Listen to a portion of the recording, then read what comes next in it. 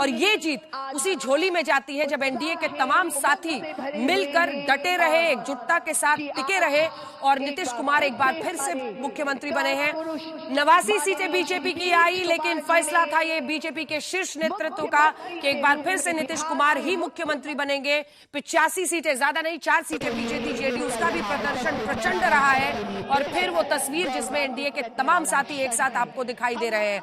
प्रधानमंत्री नरेंद्र मोदी ने गमछा भी एक बार फिर से लहराया है और ये देखिए गमछा ओढ़कर ही पीएम वहां पर आए थे और नीतीश कुमार उनका हाथ उठाते हैं, दोनों एक साथ। तो एकजुटता की जो तस्वीर है, क्योंकि इन दो चेहरों पर जो बिहार की जनता ने इस बार भरोसा किया है, पिछली बार से भी बाजी पूरी तरह से पलट गई और इस तरह के स्ट्राइक रेट के साथ अगर ये दोनों पार्टियां और एलजेपीआर भी आगे बढ़ी है तो ये बहुत बड़ा जनादेश है और उसी के सामने नतमस्तक होते हुए मंच से गांधी मैदान गवा रहा है बड़े बड़े ऐतिहासिक बदलावों का। आप सोचिए कि जेपी का आंदोलन इसी गांधी मैदान से परवान चढ़ा था और तब भी जेपी ने जो नारा दिया अगर उन्होंने, तो वहां से एक आंदोलन की शुरुआत हुई थी। और आज उसी गांधी मैदान में जब आप 20 साल शासन में रहने के बाद फिर से 10वीं बार नीतीश कुमार को सीएम बनते हुए देख रहे हैं, प्रधानमंत्री नरेंद्र मोदी के साथ एनडीए के साथ 2014 में रिश्ते बहुत कड़वे हो गए थे दोनों के बीच में, वो रिश्ता एक बार फिर से इतने मजबूत चेहरे के साथ आज जनता के सामने है, नतमस्तक है, एक साथ एकजुटता की तस्वीर दिखा रहा है। और फिर गर्दा उड़ा दिया वाला मोमेंट जब प्रधानमंत्री नरेंद्र मोदी ने गमछा लहराकर बिहार की जनता को एक बार फिर से धन्यवाद दिया है। प्रधानमंत्री ने दिल्ली बीजेपी दफ्तर में सीधे कहा था गर्दा उड़ा दिया है बिहार ने, और वही एक बार फिर से, क्योंकि गमछे का बड़ा महत्व है। जैसा हमने आपको बताया, कभी मुरैठा बांध लिया जाता है सर पर, रुतबा माना जाता है, तो कभी धूप से बचने के लिए, कभी करमठ बिहारियों के पसीने को पोंछने के लिए। वो हमारे ठेठपन का एक ऐसा प्रतीक है जिसको कोई नकार नहीं सकता और प्रधानमंत्री उस नब्ज को पकड़ते हुए, और ये देखिए 10 तस्वीरें नीतीश कुमार की, मतलब तब से देखिए और आज तक आपको धीरे धीरे उम्र की लकीरें उनके चेहरे पर दिखाई देंगी, लेकिन सत्ता पर उनका टिका रहना अपने आप में एक अलग कहानी बताता है। और बीजेपी के साथ भी आप देखिए कब कब वो किस किस के साथ शपथ लेते हुए दिखाई दे रहे हैं, वो भी आपको दिखा रहा है। हर मौसम में उन्होंने शपथ लिया है, मतलब गर्मी, बरसात, जाड़ा, सब समय में उन्होंने शपथ लिया है। बीच बीच में जब मतलब मौसम पलटता था, वैसे तो जो तय समय है विधानसभा का, वो चुनाव का समय यही जाड़े का वक्त था, लेकिन वो बीच बीच में गर्मी में भी, बरसात में भी, जब इधर से उधर, और इस बार चुनाव में वो जहां जहां जाते थे बड़ी साफगोई से कहते थे कि अब इधर से उधर नहीं करेंगे। तो वो शायद जनता को अपील किया, और जितने लोगों से मैं मिली निजी तौर पर, उन सब का ये मानना था कि उन पर जो निजी हमला हो रहा था उनकी तबीयत को लेकर, वो कहीं कहते हैं बिहार के लोगों का दिल बड़ा अंदर से, मतलब नारियल जैसे होते हैं, बाहर से कड़क लेकिन अंदर से बड़ा मुलायम होता है, पिलपिला होता है। और शायद इसीलिए उन्होंने ये सोचा था कि इस बार नीतीश कुमार को वो ऐसी जगह पर बिठाएंगे जैसे उनको एक अच्छी विदाई भी देनी हो, क्योंकि कई लोग ये मानते हैं कि शायद ये जो उनका रहेगा कार्यकाल, ये एक विदाई वाला कार्यकाल रह सकता है। ये 3 चेहरे हम आपको दिखा रहे हैं, सम्राट चौधरी का चेहरा इधर, उधर विजय सिन्हा का, और एक बार फिर से नीतीश कुमार मुख्यमंत्री के तौर पर आज शपथ ले रहे हैं। प्रधानमंत्री नरेंद्र मोदी का चेहरा जो बीजेपी के लिए बहुत काम आया, गृह मंत्री अमित शाह की रणनीति जो जमीन पर काम आई, वहां पर धर्मेंद्र प्रधान जो प्रभारी के तौर पर डटे रहे, और ऑफ रिकॉर्ड ऑन रिकॉर्ड सभी कहते रहे कि जितने लोगों में एक नाराजगी भी थी, मैं आपको बता रही हूँ आशुतोष जी, अनेकों लोग ऐसे थे, जैसे आप देखिए जहां पर बागी अगर कोई बन भी रहा था तो अमित शाह डायरेक्टली बात कर रहे थे। मतलब इस तरह के वॉर फुटिंग पर ये चुनाव, क्योंकि बिहार को एक बार अपनी झोली में आने के बाद अब तो बंगाल पर नजर है। मुझे लगता है कि जिस दिन बीजेपी दफ्तर पीएम पहुंचे थे तभी से बंगाल पर नजर थी, लेकिन वहां की पहले ये बिहार नहीं खोना चाहती थी बीजेपी। आशुतोष जी देखिए, मैं तो दूसरी चीज में देख रहा था, धीरे से बोलने लगे कि आशुतोष जी सदमे में है इसलिए बोल नहीं पा रहे। मैं लिस्ट देख रहा था और मैं ये देख रहा था कि उपेंद्र कुशवाहा राज्यसभा में है, उनकी पत्नी एमएलए है और उनका बेटा दीपक प्रकाश जो है वो मंत्री बना है। प्रधानमंत्री वहां से रवाना हो रहे हैं, एक बार तस्वीरें दिखा रहे हैं फिर आ जाएंगे आपके पास। ये प्रधानमंत्री वहां से रवाना होती हुई तस्वीरें आप देख रहे हैं। बाहर सबसे ज्यादा जो ये देखिए करने के लिए हमारे देश के यशस्वी प्रधानमंत्री जी, गृह मंत्री जी, हमारे जेपी नड्डा जी आए हैं। मैं उनके प्रति बिहार वासियों की तरफ से हृदय से धन्यवाद, बधाई, सभी मंत्रियों को भी बधाई, माननीय मुख्यमंत्री जी को भी हृदय से बधाई, धन्यवाद।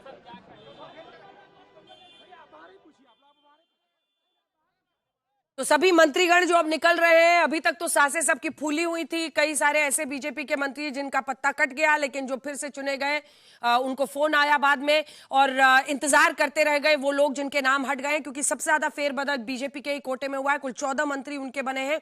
वहीं अगर आप जेडीयू का देखिए तो स्थिति यथास्थिति बनी रही। चिराग पासवान ने 2 चेहरे, संजय सिंह और संजय पासवान, दोनों को वहां पर मौका दिया। संजय सिंह महुआ की सीट पर तेज प्रताप यादव को हरा कर आए थे।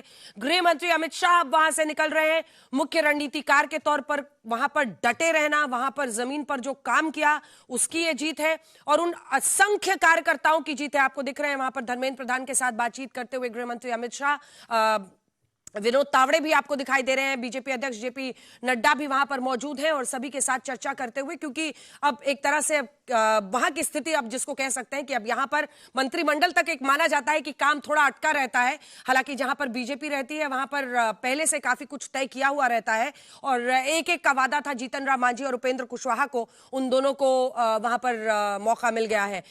एलजेपीआर की तरफ से 2 मंत्री बनाए गए हैं, और एक जबरदस्त खुशी आज आपको गृह मंत्री अमित शाह के चेहरे पर वहां पर दिखाई दे रही है। शशि भूषण वहां से हमारे साथ जुड़ गए हैं, उनसे जल्दी से कमेंट लेते हैं, फिर मैं आप तीनों से कमेंट लूंगी। शशि, समापन हो गया, और अब मतलब सबसे बड़ा टेक अवे इस पूरे चुनाव का, 3 टेक अवे, 3 लाइन में जल्दी से बताइए। मुझे लगता है नीतीश कुमार और नरेंद्र मोदी की जोड़ी, भरोसा सुशासन का बिहार में, और जो सरकार ने काम किया, चाहे वो केंद्रीय योजनाएं हो या फिर बिहार सरकार की योजनाएं, उनकी लॉन्चिंग बिहार में वो बहुत जबरदस्त रही। और इन दोनों बातों से सबसे बड़ी बात अंजना, जैसा 2005 में 2010 में हमने देखा था, एनडीए का इंटैक्ट होकर के जमीनी स्तर पे चुनाव लड़ना, बूथ मैनेजमेंट, विधानसभा वार सम्मेलन, और उसके बाद रैलियां, कैंपेन, ये सारी स्ट्रैटेजी जमीनी स्तर पे 5 अलग अलग दल जो एक 5 पांडव की तरह लड़े, वो एक विक्ट्री की बहुत बड़ी वजह रही। और ये तमाम वजहें जो हैं वो आपको जनादेश और बड़े जनादेश की तरफ लेकर के जाती हैं। जी आशुतोष जी, जल्दी से आप अपनी बात पूरी कीजिए। और कुछ तो अच्छा किया होगा, सही किया होगा एनडीए ने, की जीत ऐसी मिली है, मतलब ये जो हमारे रिपोर्टर बता रहे हैं। नहीं, मैं यहाँ ये तारीफ करने के लिए नहीं बैठा हूँ कि नीतीश कुमार की सरकार ने अच्छा काम किया है, नहीं अच्छा काम किया, क्योंकि अगर आप डेटा उठा के देखेंगे, मैं तो डेटा बार बार बात कर रहा हूँ, उस डेटा पे कोई बात ही नहीं करता है कि भाई 4% लोग अभी तक क्यों 50% ही 50,000 की इनकम कर रहे हैं, 6% लोग ही क्यों ग्रेजुएट हैं। तो अगर आप सरकार के अंदर है, अगर आप किसी पद पर तो कोई अच्छा काम करेंगे तो बुरा काम करेंगे, लेकिन 20 साल के अंदर अगर बिहार में अभी भी सिर्फ 6% ग्रेजुएट है, सिर्फ 6%, और 33% लोग वो हैं जो 6,000 से कम कमाते हैं, तो मैं कैसे मान लूं कि आपने बिहार के काम बोले संगीत रागी जी, कैसे मान लें? देखिए, मुझे लगता है जो डेटा भी उन्होंने लाया है वो जो बिहार में जो जाति सर्वे है उसके आधार पर आप बात कर रहे हैं, आप उसकी आधी सच्चाई बोल रहे हैं, आधी सच्चाई आपने गुम कर दिया है। यदि आप देखेंगे कि मेरे डेटा को कंटेस्ट करो तो मैं मानूंगा। मैं आपकी डेटा को ही कंटेस्ट कर रहा हूं, दूसरे तरीके से मैं कर रहा हूं। होता क्या है ना कि डेटा जब अपने सुविधा अनुसार होता है तो हम राजनीतिज्ञों में ये होता है कि वो हमेशा परसेंटेज ऑफ वोट पे जाते हैं। जब जीतते हैं तो नंबर बताते हैं और जब हारते हैं तो प्रतिशत में बताते हैं। डेटा पे बात मैं आपके डेटा पे बात कर रहा हूं।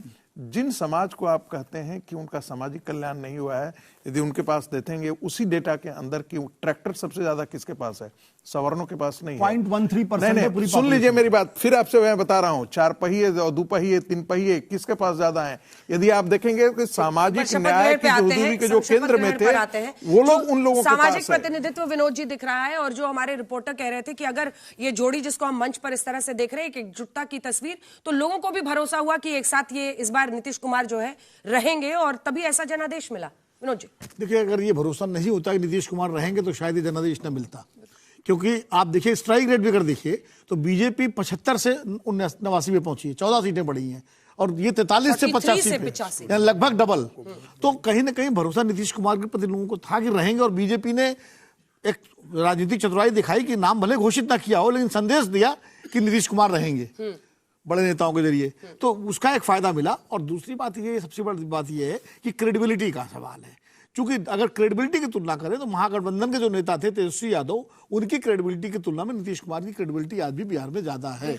ये हर चुनाव साबित कर, 2015 में अगर महागठबंधन जीता था तो नीतीश कुमार की क्रेडिबिलिटी उसमें काम कर रही थी, आगे वो थे, उनको मुख्यमंत्री का कैंडिडेट बना के लड़ा गया था, तब आरजेडी जो है वो 80 सीटों तक पहुंचा था। लेकिन मैं आशुतोष की एक बात से जरूर सहमत हूं कि बिहार में बहुत काम होना बाकी है, और अगर वो नहीं होता है तो ये एक ऐसे राज्य के साथ बहुत नाइंसाफी होगी जो कि गठबंधन पॉलिटिक्स में कहीं पर अटक कर लगता है कि कहीं फंस कर रह गई है। और ये शशि सबसे बड़ा चैलेंज होगा कि अब तो शपथ हो गई, जल्दी से जी देखिए, जो जिन लोगों में आज जिन्होंने शपथ लिया उन लोगों से, कुछ लोगों से बात हुई, उन्होंने कहा भी ये बात, उन्होंने कहा कि हम लोगों को बहुत जिम्मेदारी आ गई है, क्योंकि आगे हमें जंगल राज कितने दिनों तक करते रहेंगे। यहाँ पर डेवलपमेंट करने की जरूरत है, इंडस्ट्री लाने की जरूरत है, कम से कम मेडिसिन वगैरह की फैक्ट्रियां जो पहले हुआ करती थी बिहार में, वो सब भाग करके कलकत्ता चली गई और गुजरात चली गई, वो सब लाने की इंडस्ट्रियल एरिया जो आपने कहे थे उनको भी रिवाइव करने की जरूरत है।